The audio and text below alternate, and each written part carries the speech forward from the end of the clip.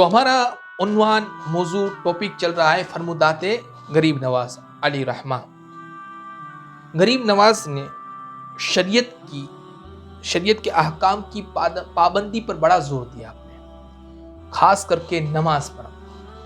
गरीब नवाज फरमाते हैं कि नमाज अमानत है, अमानत में खयानत न करें।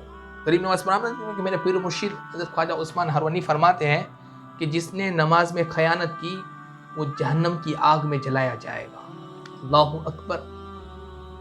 हज़रत ख्वाजा गरीब नवाज हिंदल वली सरकार फरमाते हैं कि नमाज राज है बंदा और अल्लाह के दरमियान। एक मरतबा ख्वाजा गरीब नवाज मुल्क शाम की तरफ, सीरिया की तरफ जा रहे थे, तो रास्ते में एक गार आई, पहाड़ के पास एक गार थी। तो किसी ने बताया कि यहाँ पर एक बुजुर्ग रहते हैं, अल्लाह वाले रहते हैं।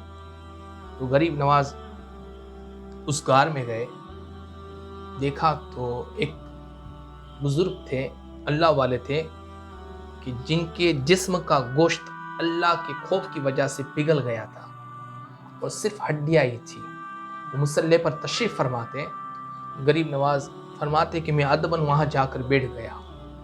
जब वो बुजुर्ग फारिग हुए तो मुझसे पूछा, कहाँ से आए हो? मैंने कहा कि मैं बगदाद से आया हूँ। फिर फरमाया उस बुजुर्ग ने कि तुम अल्लाह वालों की सोबत में रहा करो, अल्लाह वाले बन जाओगे। फिर फरमाया कि मुझे एक बात का बहुत डर है, एक ऐसी बात का डर है जिसकी वजह से ये मेरा जिस्म लागिर हो गया, कमज़ोर हो गया, मेरा गोश्त पिघल गया। तो हज़रत ख्वाजा गरीब नवाज हिंदल वली सरकार ने अर्ज़ किया कि उस बुजुर्ग के हुजूर वो कौन सी बात है? कहा कि नमाज।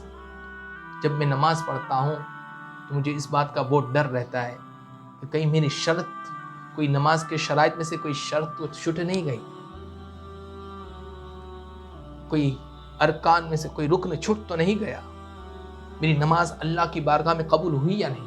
बस इस डर की वजह से मेरी ये हालत हो गई। अब सोचें वो लोग सोचें जो नमाज को तर्क करते हैं और फिर ये उम्मीद लेके हुए बैठे हैं कि हमारी तो बख्शिश हो जाएगी, हमारी तो मगफिरत हो जाएगी। क़यामत के दिन 50 अलग अलग जगहों पर सवाल किए जाएंगे।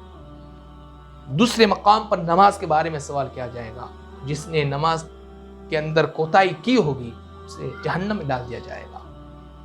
तो नमाज की पाबंदी पर हज़रत ख्वाजा गरीब नवाज ने बहुत जोर दिया। और आपकी ये करामत है कि आपके रोज़े पर अगर कोई बेनमाज भी जाता है तो नमाज पढ़ने लगता है। गरीब नवाज की ये करामत है, आज भी ये जिंदा करामत आपकी है कि आपके रोज़े पर बेनमाज भी जाता है तो नमाज पढ़ने लगता है।